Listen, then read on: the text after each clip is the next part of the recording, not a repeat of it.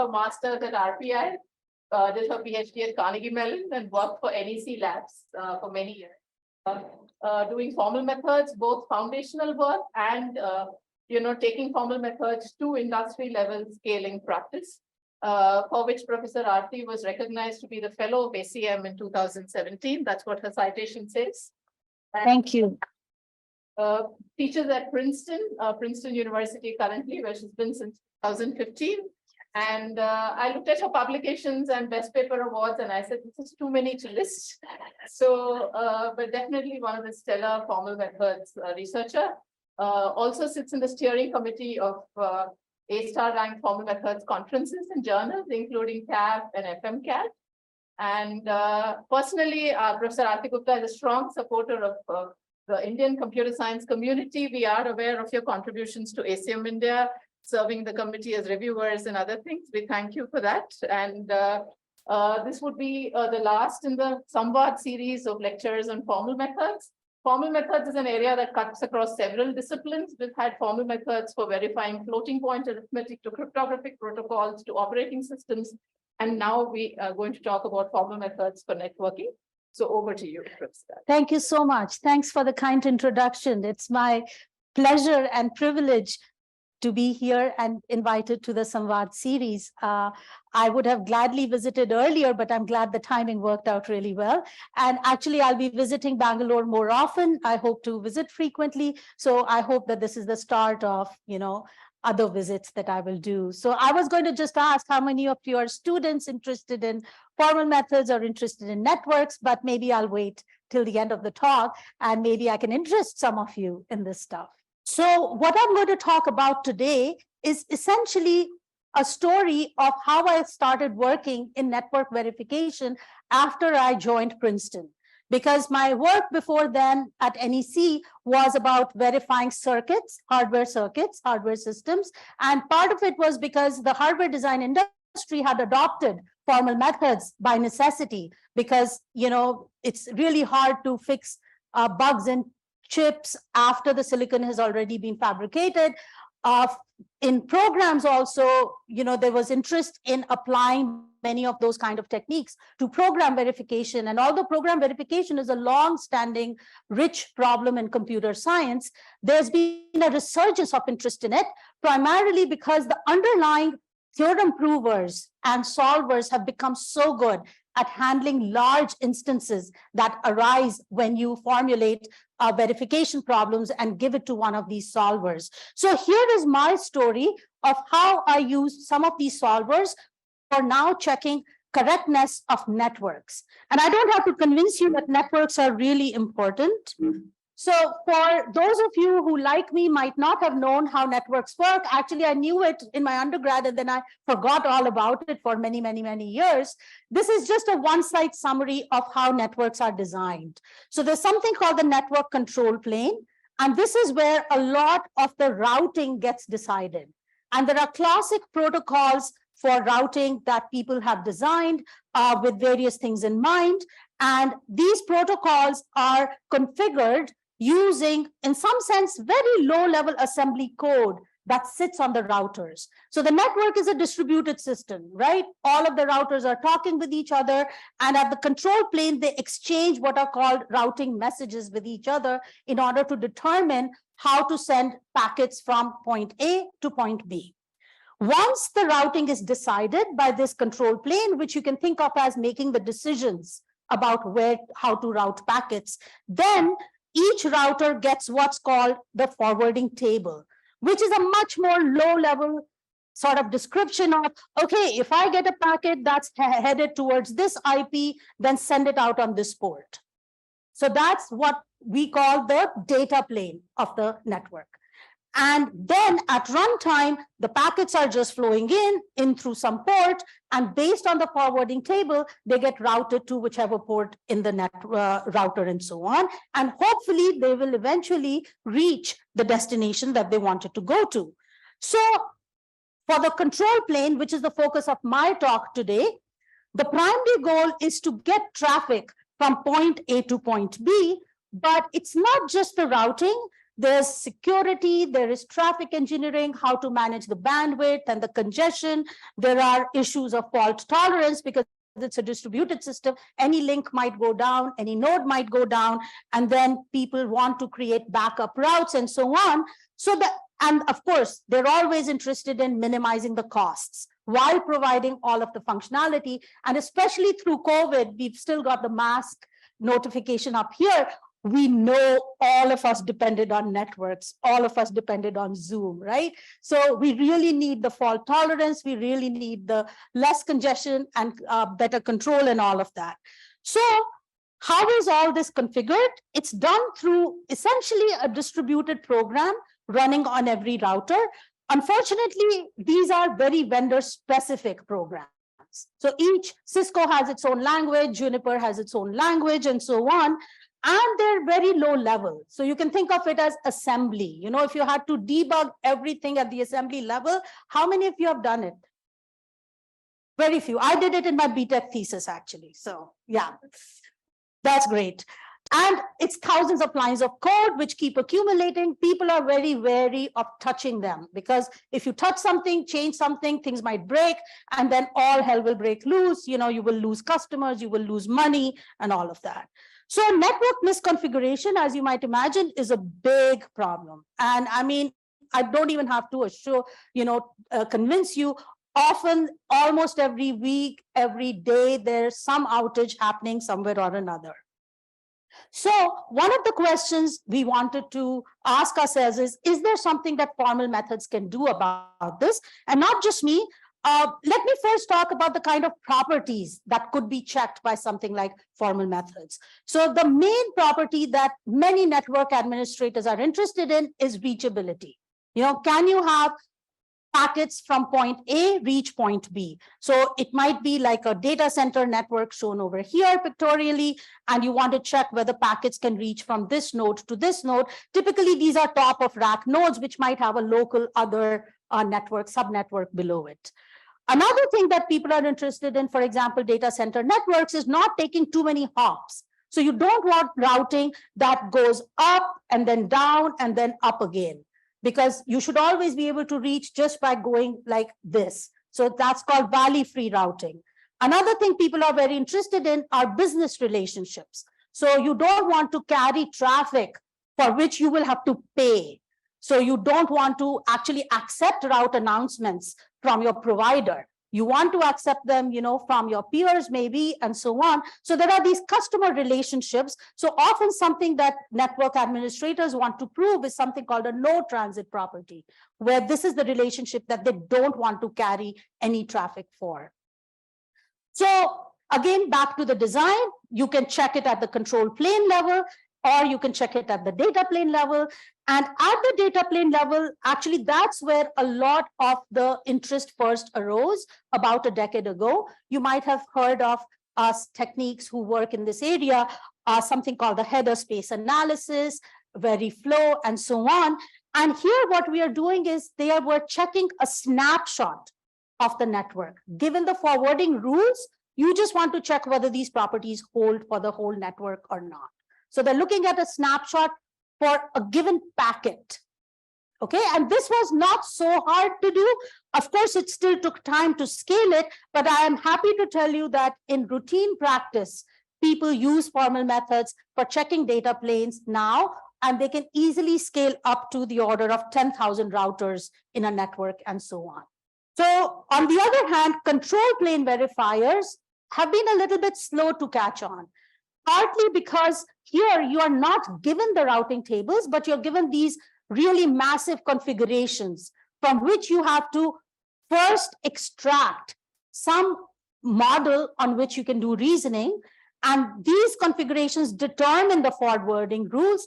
And when I looked at all of the work that has been done in the past 6 or 7 years in this space, actually the current tools have limited scalability. They've been applied of the order of 2,000 or 3,000. You know, so there's still a gap between what the data plane verifiers do and what the control plane verifiers have been shown to do. So this was one of my motivations. I love scaling up things in hardware and software, and I want to. So the rest of the talk is really kind of gives you a highlight of some of the work that we did in creating a very general approach and then scaling it up, moving towards being able to support things like 10,000 routers. Also, I should say I'm happy to take questions while I talk, rather than me just talking.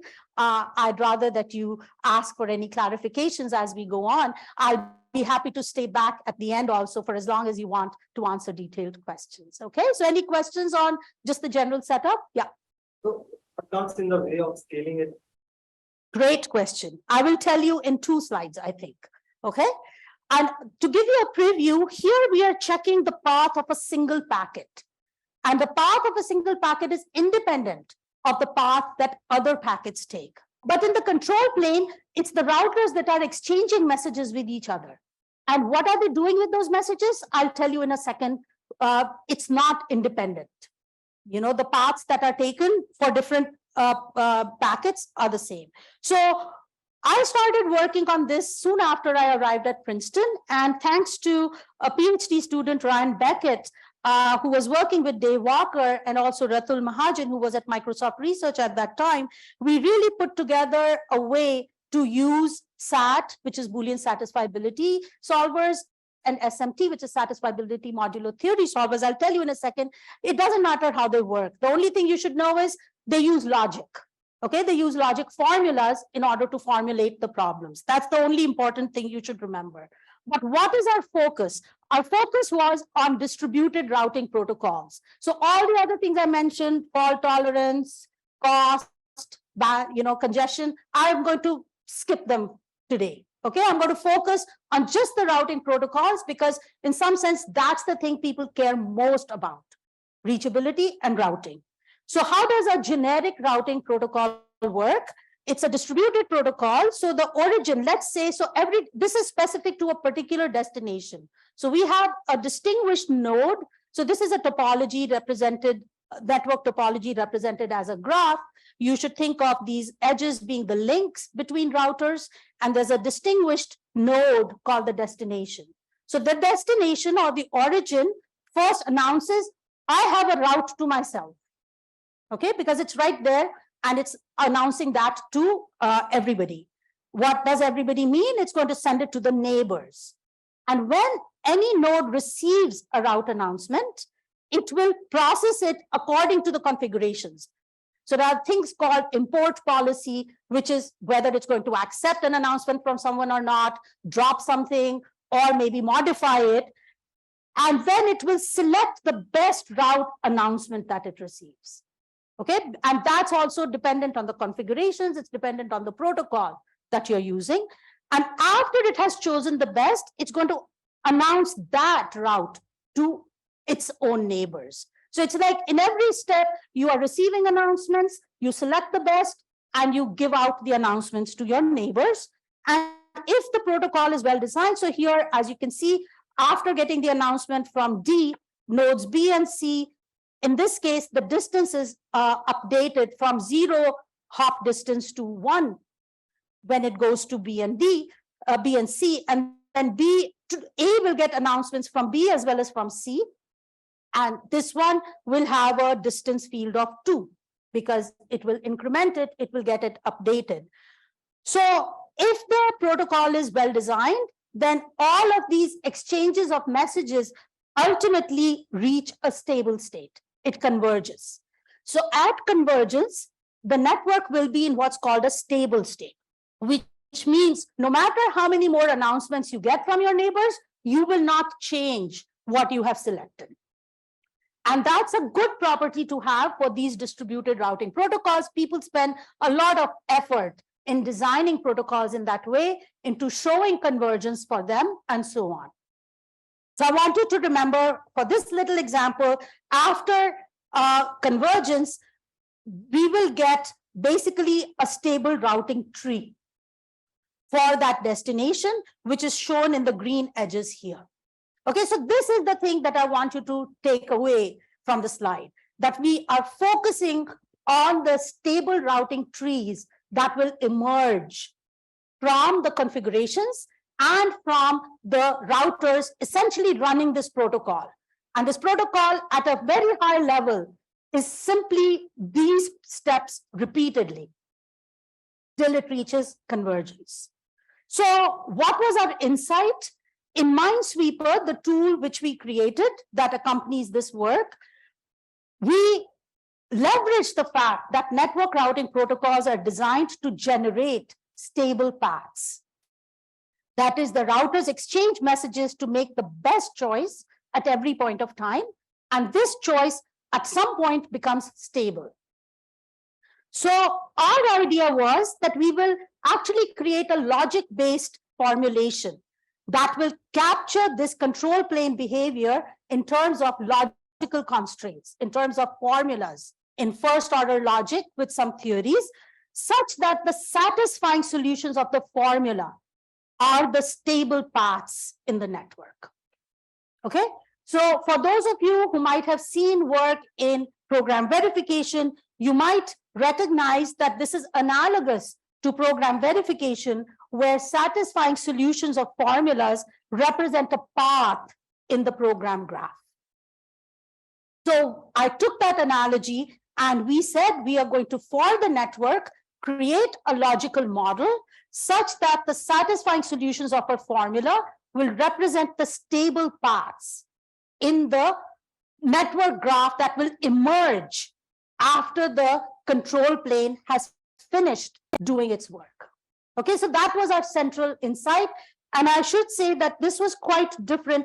Okay, I should also mention that here we have network arbitrary topologies, whereas in programs, you often have well-structured graphs, control flow graphs. So that's one difference you should keep in mind. So it's not a straightforward lifting of everything we know about programs, but you have to maybe do some extra work.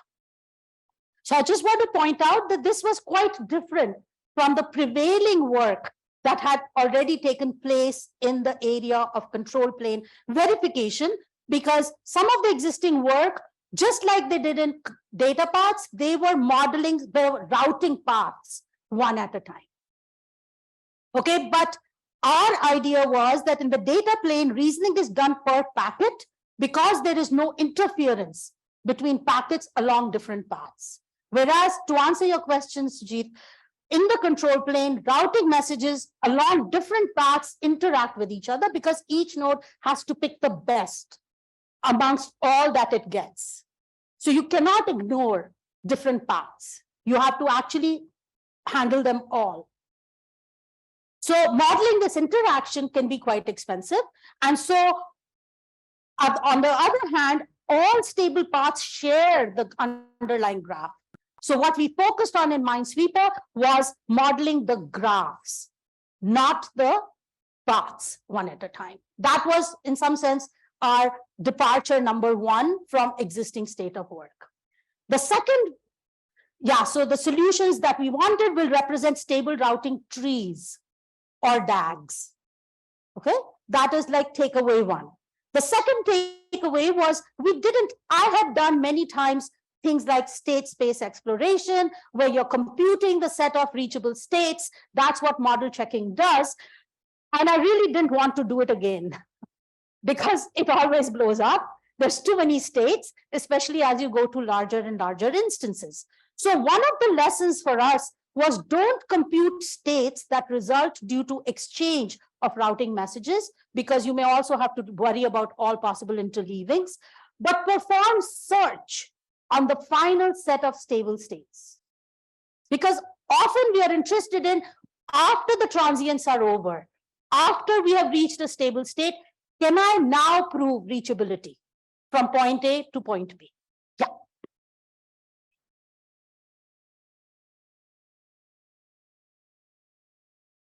Right. So we actually will create a formula which will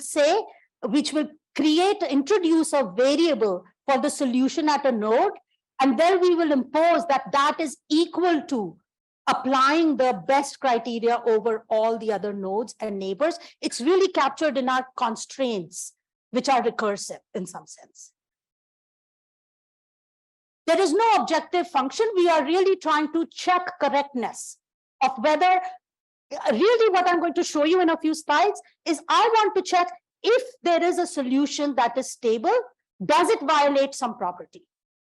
So I'm actually going to create a formula to show the solutions are stable graphs, stable trees. Do they violate this property? That's my objective for checking correctness. Yeah. So the network is dynamic in the sense that it would have run the entire distributed routing protocol. But what we are checking is only the states that it would have reached after finishing all that dynamic work. So I will tell you in a second that we are not checking the transient states at all. We are only checking the final stable states. That's what many practitioners are interested in. Yeah. Yeah.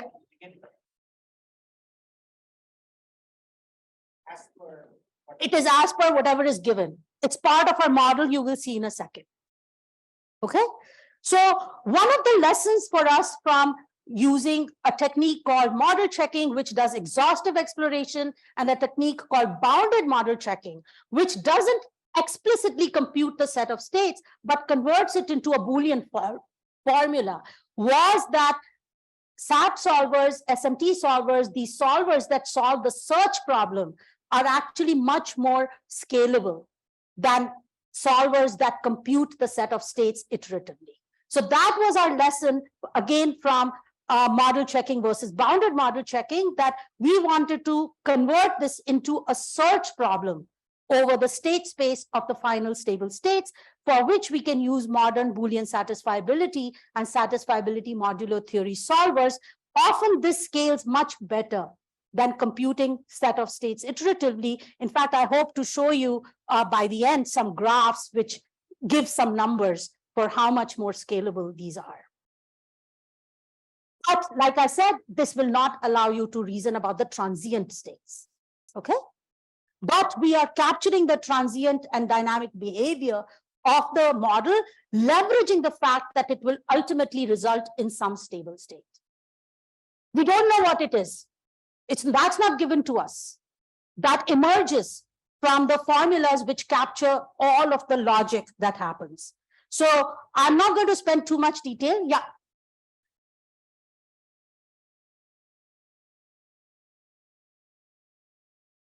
Great question. I'm not going to talk about failure analysis in the talk today, but I'll be happy to chat with you later what we can do when there's failures. Great question. So our basic mathematical model where we want to capture the stable state behavior of control plane protocols has a topology. It's given to us. We are also given a particular destination. We create a generic sort of routing message fields, which we call some, you can think of these as types, so some set of types, some record, whatever is of interest to you for a protocol, for the given protocols that are available in literature, or any new protocols that you might want to define. Okay, so that's just a generic set of routing message fields. There's a preference relation because ultimately we want to pick best, and we can do it pairwise between two.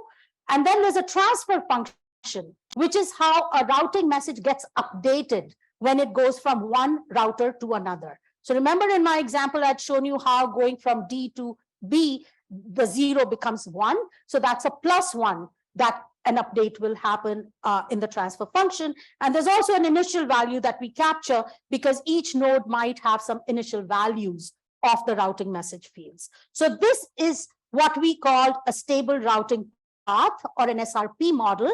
It's a very high level logical model. Okay, so it doesn't capture down to the detail. It's just like in programs, you have a C program or an assembly program. From that, you extract a control flow graph or a control data flow graph. Think of this as the model we're going to extract from real front ends. So to give you a small example for the RIP protocol, which is a very, very basic routing information protocol, the set of attributes is just the numbers 0 through 15. That's because RIP will drop any message that has distance more than 15, right? So all we need is to model the numbers 0 through 15. The preference relation, what is better, is simply the less than relation over the integers. And the transfer function is just saying, if I already have a path that is of length 15, the bottom symbol here indicates I'm going to drop it. Okay, so that announcement is just cut off right there. It's not forwarded to the next router at all. Otherwise, I will add +1 for the distance. And the initial value at the destination is 0, but it's bottom everywhere else. Okay, so this is just an example to show you how we model the RIP protocol in this logic-based model from nodes to attributes. Okay, so each node is going to have, in the stable state, some values for the routing message fields, which will essentially identify for you the stable routing tree. So it might have the routing field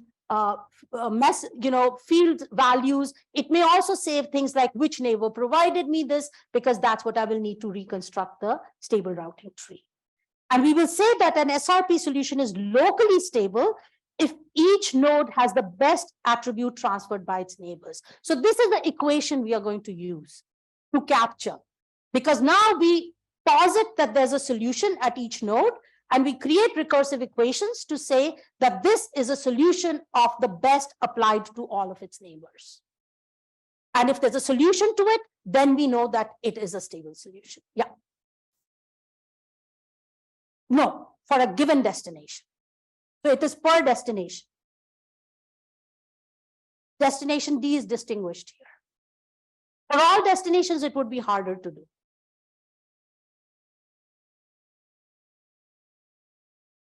There will be only one destination. Maybe you're asking, will there be only one stable solution? Great question. On to my next slide. There may be no solution, there may be a single solution, or there may be multiple solutions.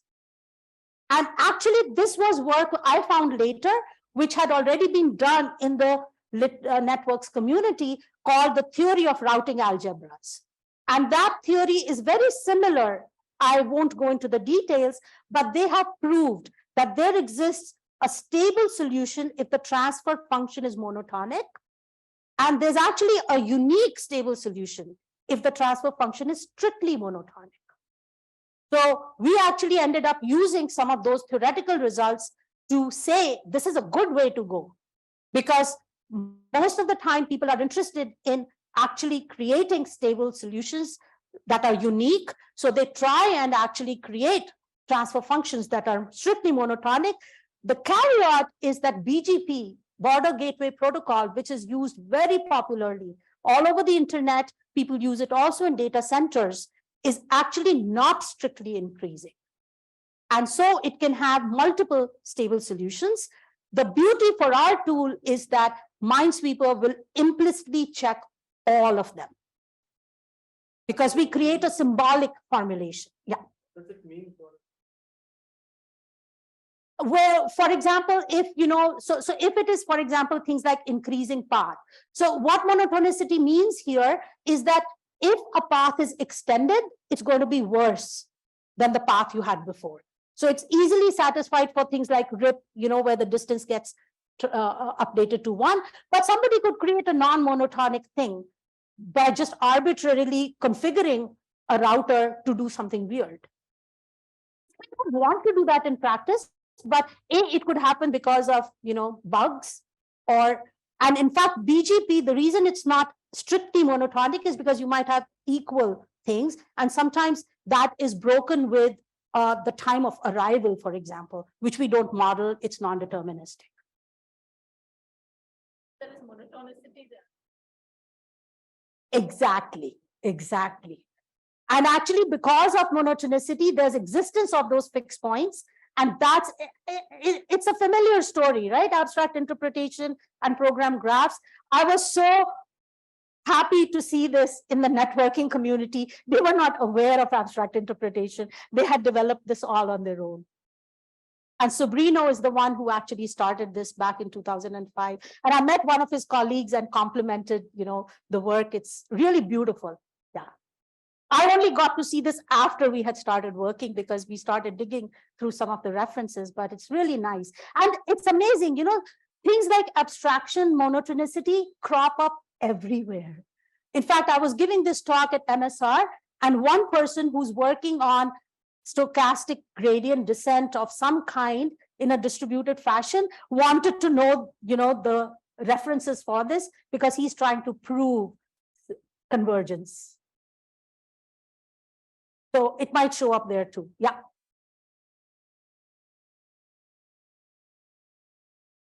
I'm sorry, you might have to speak up. It's the air conditioner just came.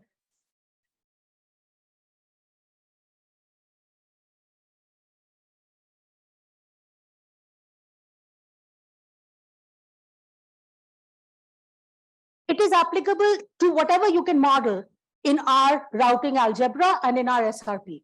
And we try to keep it very generic. It's only in terms of, the transfer function. It's in terms of the attributes and so on. So, and we are not even expecting it to be monotonic or not. It's just we have captured it in terms of logic-based equations. If there's a solution, then we will check whether it conforms to the property or not.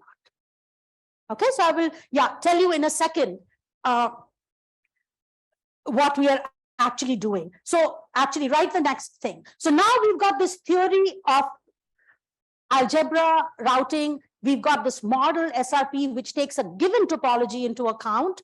And let's say that we want to check a property P on this network. So we will do what we often do in formal methods, which we will first create a formula in Satisfiability Modulo Theory, which is, think of it as first order logic with some special theories for things like bit vectors, for things like linear integer arithmetic, and so on. They are really, really good at finding solutions if they exist to a given formula. So we will create a formula N, which will capture these recursive equations that capture the stable behavior of the control plane. And we will conjoin it. We will do an AND with the negation of the property. Because now, if we get back, oh, this combined formula is satisfiable, then what does it show? It shows us a property violation on a stable solution. Because any solution to this combined formula would satisfy the recursive equations for stability, and it would satisfy the negation of the property. So we have found a bug. Okay, that's often what we do for bug finding when we use solvers. We create formulas, we conjoin them with the negation of the property, and we find solutions. What if it is unsatisfiable? It means either there is no stable solution, or P holds on all possible stable solutions itself. So that's the part we like. If we knew that our network does have a stable solution, actually we don't care what it is. We don't even enumerate it. We just check whether it satisfies the property or not. And if it doesn't, we will show you a counterexample with a solution that shows you how the property is violated.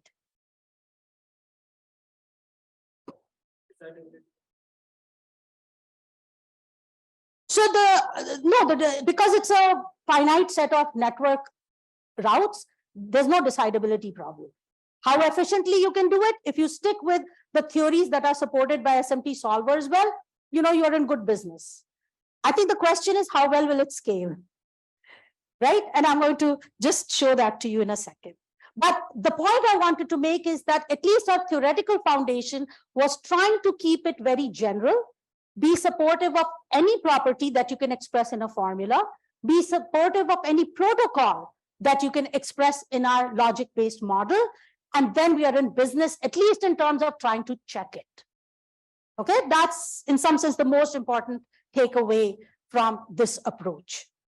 And just to convince you that we actually went down to looking at many fancy features, Ryan, all credit goes to him, implemented all of these features in the tool, which caters to various preferences and things in different protocols. And actually, Minesweeper uses a front end called Batfish. Batfish did all the heavy lifting of dealing with the low-level vendor-specific configurations. What it creates is a data log-based intermediate representation from imperative code in the vendor-specific configurations. We did none of that. We built on top of Batfish. So think of it as building on top of LLVM. No matter what front-end language you have, LLVM provides you a nice front end, provides you a nice intermediate representation. You can do all your analysis and reasoning on that model. For us, we extracted an SRP model from the Batfish front end using its facility. Batfish, by the way, does simulation. It doesn't do much of formal verification, but that's what we provide. And we supported many properties of interest to practitioners, reachability being the first one. We wanted to see if there's a bounded path length or equal path lengths or disjoint paths, multipath consistency, and many things. What we did not support were, of course, the transient states that I mentioned before. We also don't check for convergence explicitly. We're only checking for if there are convergent states, do they satisfy some property or not? And we don't support, actually there was work later that came from Dave Walker's group that actually supports quantitative and probabilistic properties, but that the tool in 2017 didn't support any of that. And supporting multiple destinations is expensive. So somebody asked the question, is it all destinations? Not really. It's usually a single destination. Yeah. So there has been follow-up work which does that, and I can point it to you. But our first attempt was really capturing the routing behavior, so that there's so many other things that are built on top of it, including fault tolerance analysis, including load balancing, and so on. But for example, ECMP is something that we supported directly in the tool, which is often used for load balancing. Other questions? Okay. So these were some of the results we got, and these are the different properties here. The x-axis shows the number of routers in a data center network. Actually, these were real-world examples from Microsoft at that time. Ratul was working there, so he had access to these. And here is the verification time in milliseconds. So, pretty good. In less than 5 minutes, we were able to check many properties for a network with here showing 405 routers. Okay, so let's say about 500 or so. We could push that a little for some properties to 600, 700, but that was it. Okay, so this is where my scalability story begins. Because it's good to have something that works for 500, but as we know, SMT solvers, symbolic verification often is exponential in the number of variables, which will be here, the number of routers for sure. So what happens to data centers that have 1,000 nodes? What about 5,000 nodes? These days they have 10,000 nodes in a single data center. So what would we do there? And it's rapidly growing.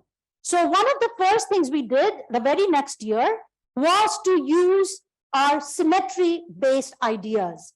So symmetry-based abstractions can be used in order to create a smaller instance. So in a data center network, let's say pictorially shown over here, if you're interested, let's say your destination is this orange node. In terms of all the other pods here, they look almost the same to this node. So we can use symmetry-based arguments to come up with an abstraction that will compress this topology down to this. Of course, we identified very precise requirements for when this abstraction works, when it is conservative, and it preserves many path properties such as reachability, but not fault tolerance. So the details are there in our paper, which was published at SIPCOM the very next year, and we were able to, at least show some factor of improvement by utilizing the symmetry-based abstraction.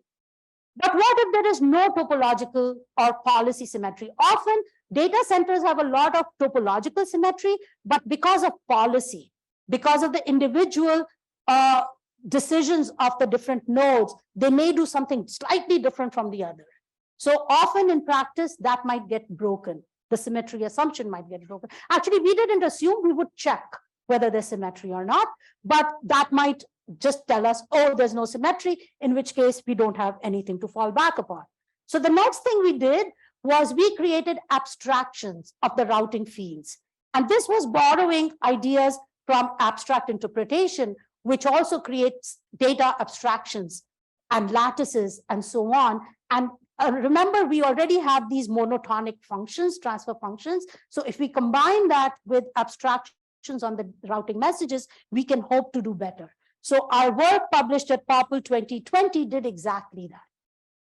And that was nice because we were able to improve the performance a lot. So in the concrete version of the verification problem, it would take a lot of time and it would, grow exponentially as the number of nodes increases on the x-axis. But with the abstraction, we were able to show that it stayed, very good. And actually, we were able to prove 95% of all real world networks that we tried it on using this abstraction. However, we could not push it to 10,000 nodes because this was based on BDD-based, actually MTBDD, multi-terminal BDD. BDDs are binary decision diagrams. They're a very, very nice data structure for capturing symbolically a set of states, and it's being used all over in every possible domain in many different model checking and verification algorithms. And our tool used it for abstract simulation, but it didn't scale because at 500 or slightly bigger nodes, we just ran out of memory, even on large servers. So I wanted to get back to my original problem. Can we scale the general SMT-based approach? All right. And here I'm happy to tell you, we again relied on an abstraction, and this was done by my student Divya Raghunathan, who's actually a Bangalore native, so I feel very obliged to say that. I'm very happy been working with her, and what she did was she suggested a way to abstract away route selection. The insight was that verifying certain properties, such as reachability, may not need to identify the best route possible. Okay, because in practice, network administrators plan for edge failures. So what if your best route is not available? You will choose the next best one, right? So oftentimes, if they want certain routes not to be used, they will explicitly forbid them in their policy. Okay, so our insight was we will continue to model the route filters precisely. So that forbidden routes we will keep track of. But we're not going to keep track of what is best among those that are available. So, and actually modeling route selection is expensive, especially for complex policy-based routing protocols like BGP. And that's one main difference between data plane and control plane. So our insight was we want to get closer to the performance of data plane verifiers by abstracting route selection.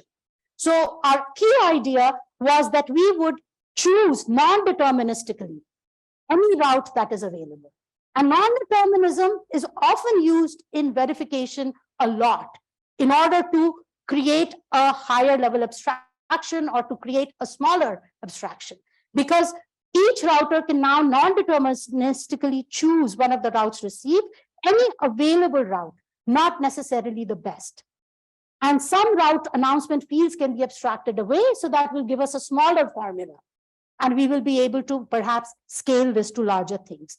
But we did make sure that any chosen route must be compliant with policy, because otherwise we would get too many false bugs, right? If what we pick in our abstraction as a choice can't happen in practice. So in some sense, anything that we choose, there must be some condition under which it might get chosen. Right? And we are saying we're going to check them all, not just the best. And of course, now our abstract model has more routes than the real network. So it's an abstraction, it over approximates, and we actually created a hierarchy of abstractions.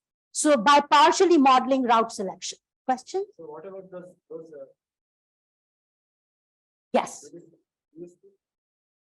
We still retain them, but now our answer is that if we check it and it comes back unsat, then we know that it's true, either there's no satisfying solution or it's true for all possible abstract paths.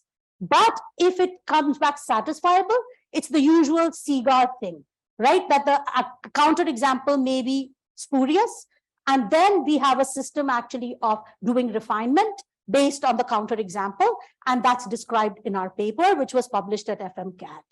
Yeah, so you can do essentially a CGAR loop because of the hierarchy of abstractions, where you can model more of the route selection logic in your abstraction. Yeah.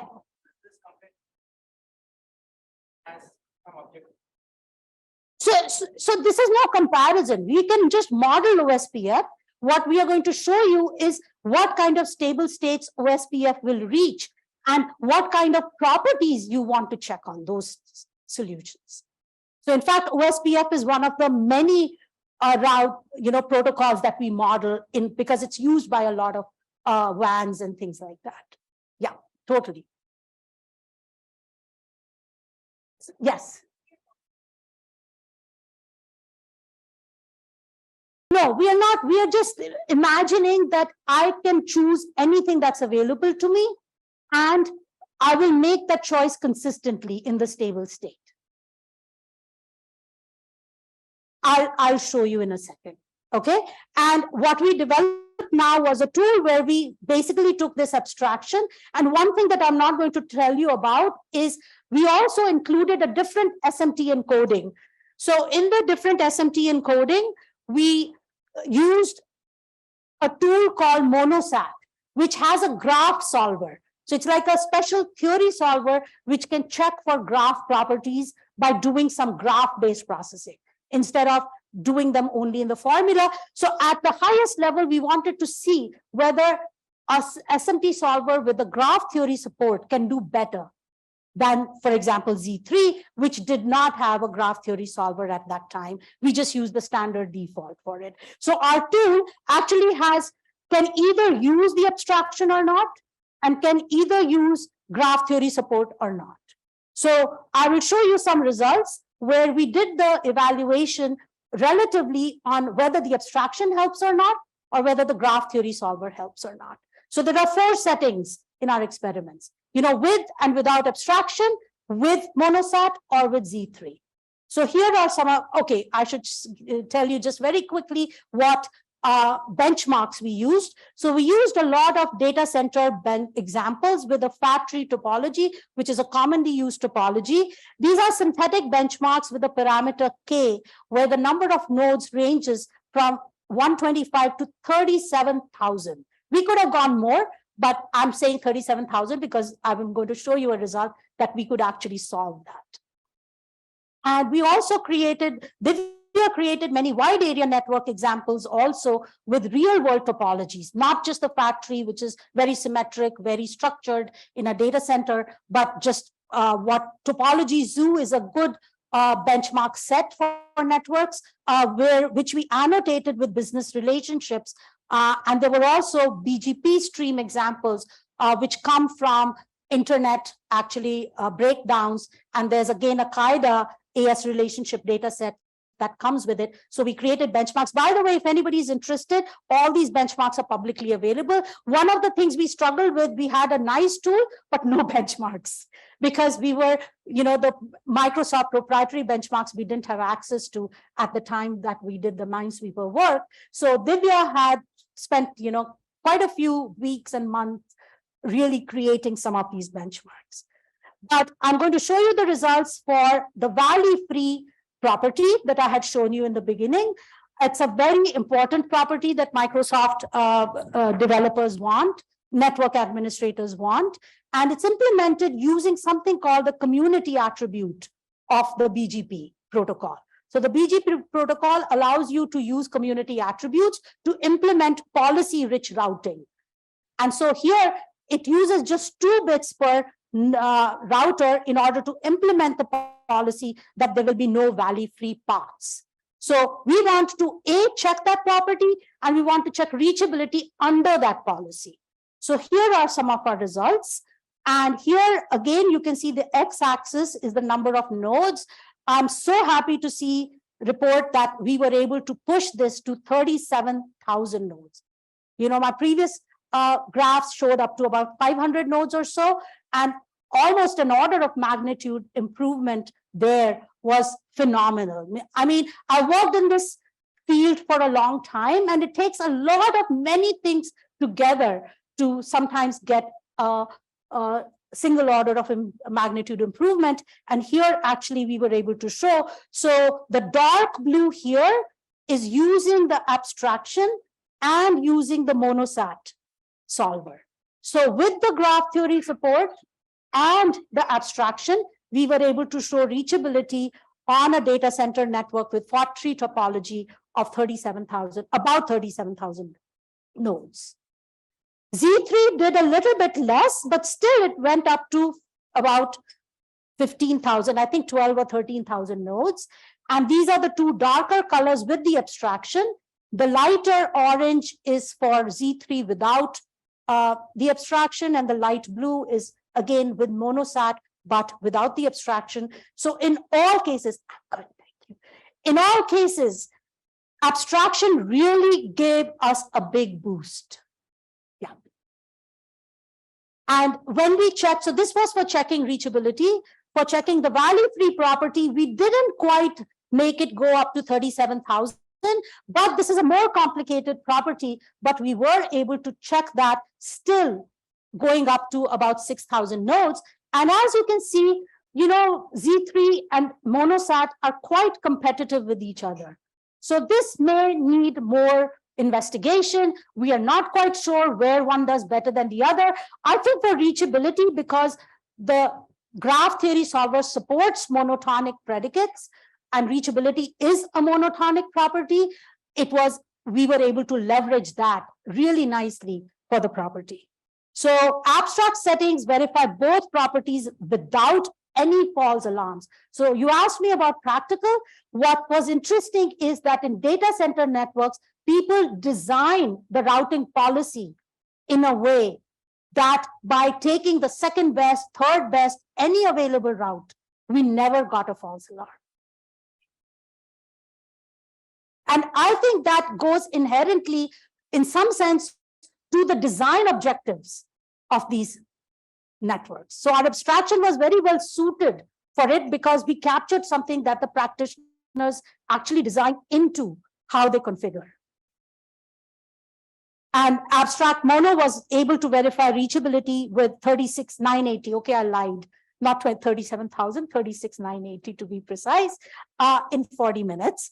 And the abstract settings are uniformly better than the concrete settings, and we obtained 52x up to 52x speed up with monosat. So I've been told I have 5 more minutes, so I'll try to wrap up very quickly. I do want to show you a comparison which we did with other tools. So there's a tool that we developed ourselves, Dave Walker's group, called NV. It uses multi-terminal BDD-based simulation, kind of like the Shapeshifter. Shapeshifter is this abstract interpretation-based tool. It uses BDD-based simulation with abstract interpretation, and both of these tools run out of memory at about 3,000 nodes. And this is kind of what I was saying. You know, my lesson from doing a decade with hardware verification, doing a decade with program verification, is that the BDDs choke at some point. I was so happy when Divya was able to show me the choke point in networks. For BDDs, it was 3,000 nodes roughly. They are out of memory here. Whereas the SMT-based tool, because it makes a different trade-off, it's a space versus time trade-off. You know, it doesn't invest anything in space. It casts the whole thing as a search problem. And we were able to make this go up to much higher scalable limits. So again, I was very happy to see that our initial intuition and hunch proved correct. And we actually had numbers to show this. So just wrapping up, some of the lessons learned, I think it really helped us that we built the logic-based model first. We leveraged domain structure, the domain insights, into our control plane stable behavior model.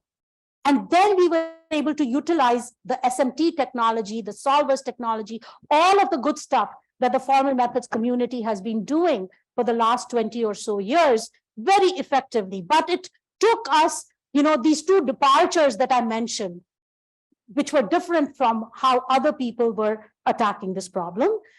Because one of my lessons, even from software verification, was do not abstract too early. Build a rich model first. It captures many features, things like for network protocols, local preferences, route filtering, route redistribution, because these features are considered important by network practitioners. If we didn't do those, if we abstracted them away, network practitioners, would find our tool like a toy tool. They wouldn't be able to apply it on real configurations that have all these things that are important and relevant. So that was very important to us. And once we have that, then we can throw all of the machinery we know from other domains. Logic-based abstractions, compositional methods, abstract interpretation, counterexample, guided abstraction refinement loop, your favorite method on top of this logic-based model. And we, of course, took our favorite methods. As I mentioned to you, we first used symmetry, then we used abstract interpretation. There was work done on extending it to failure analysis. And this is, part of some of the work. You can read it in this paper. I can tell you more about it if you'd like at the end. And Memory is actually a programmable platform for designing control plane protocols. So it's not limited only to RIP, OSPF, BGP. Any protocol that you design and create, you could try and verify it. And Acorn is this tool with this non-deterministic route choice abstraction that really helped us scale. And lately, I've been doing work with modular verification, where we create these assumed guarantee style interfaces at either network structure, some maybe a pod level, or we could create them in the extreme for single routers and so on. And this was work we presented last year, and a recent work that's been accepted at PLDI is in the area of modular verification. So let me thank my collaborators, because it's been a great journey and a lot of fun, first creating these different models than other people had done, and then pushing them to achieve higher scalability. Thank you. I think I'll end here.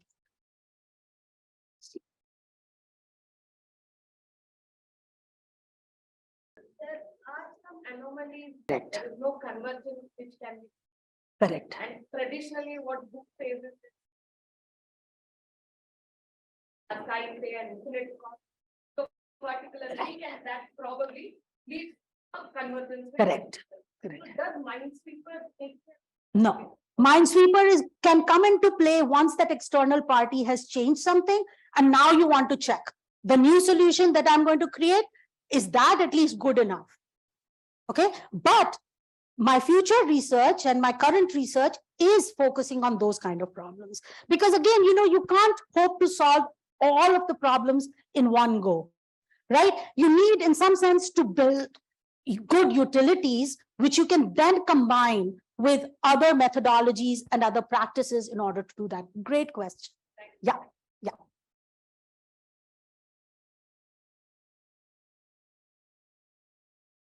So SDN has seen a lot of other work.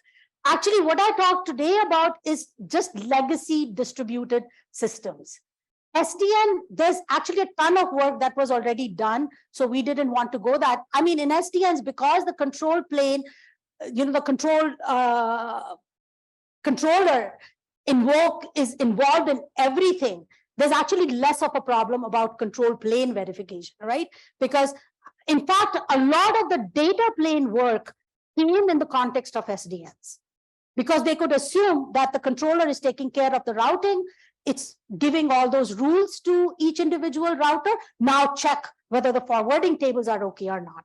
There should be no forwarding loops. There should be, reachability from here to here. There should be isolation. So in fact, a lot of the work in the data plane world, verification world that I mentioned, was done in the context of SDNs.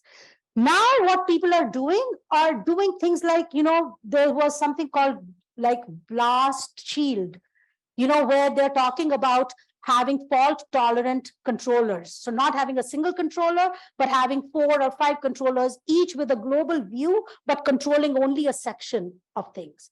So some of it, and if they talk with each other using something else, one could try and think of that. But yeah, good question.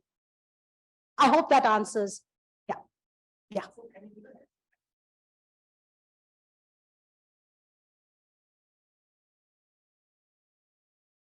Oh yeah, it is still required because people even through things like, consistent updates, right? So in the context of SDN, by the time a controller decides to change some forwarding rules somewhere, there's this intermediate period where loops might get created and so on. So there is actually need for a lot of things, even in that scenario.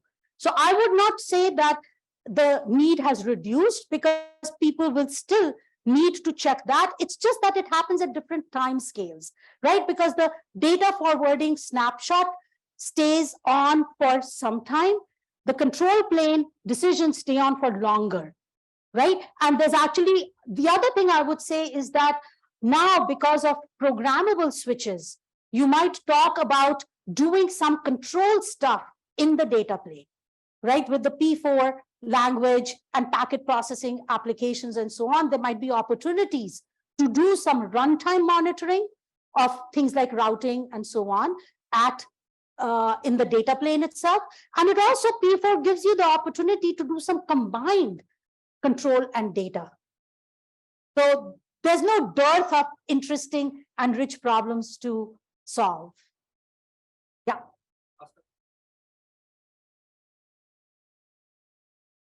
Right. Correct. So I think, again, my understanding from working with some of Jen Rexford's group and Dave Walker, who also works very closely with Jen, is that people are thinking of utilizing the programmable data, programmable routers in order to do some of those minor tweaks so that you improve end-to-end things, maybe fault tolerance and so on. So that's my understanding. I think I'm more in the business of analysis. So if somebody comes up with a design of it and has questions about it and has what if scenarios about it, I can help them model it and find those violations or find those scenarios. But I think it's a very far, emergent field also as people. So there was this other work that one of the things that we wanted to set as a challenge problem was this thing called Hula, that Jen's group had done, where they were piggybacking on some of the acts, some of the information about what part of the network is congested. So it was trying to do some dynamic congestion control. Another thing I should say is that, I recently heard the work done at MIT on using SMT solvers for doing congestion control. So what they're doing is they've created a model of the traffic so that they can prove properties, worst case properties about buffers and queue lengths and so on in their model, so that when it applies in real world, because it's worst case, you can expect to do at least better than that. So I think there's a lot of, again, depending on, because one of the things I wanted to go into quantitative verification, but one of the things is, then you have to model the traffic somehow. Sure. Classical question. Yeah. Yeah.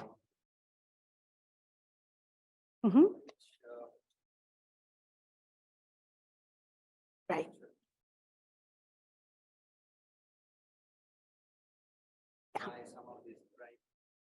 So I feel like, because network design is done very hierarchically, it's done in a very modular way. So I really feel if we want to extend some of these kind of techniques to be able to reason about them, we must talk about interfaces, modular interfaces. So even if Google builds something which is their private stuff, at some point they will have to talk about how it interacts with a general internet, right? And I think the assumptions that it might make about these neighboring environments, if you will, because in formal methods, we always have a system under verification, and then we have the environment model. So I think there's a lot of scope in figuring out what kind of environment modeling you want to do, what kind of module boundaries you want to think about. So actually, maybe I will just show you one work that is accepted at PLDI where we imagine every node is its own components, but we ask the developer, the administrator, to give an annotation.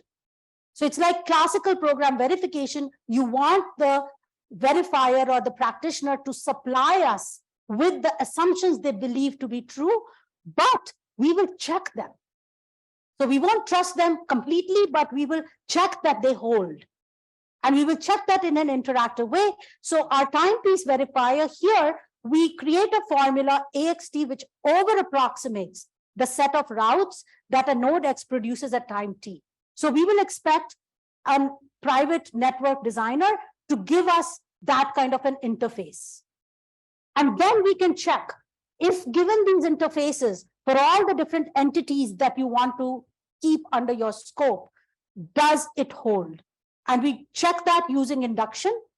For all times, we want to check that the assumptions on the neighbors imply the obligation that you produce on the node. And we can use many of these same techniques to do that. So that would be my approach to trying to solve a problem like that. Batfish does it for us. You know, Batfish, if you haven't checked it out, if you're interested in this field, Batfish is a great tool. It does it actually for all the vendors or most of them and all of the set of configurations. In fact, we don't even deal.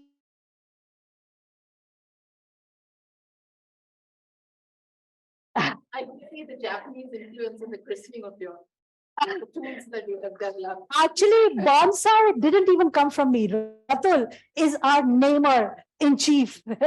He created Minesweeper. Exactly.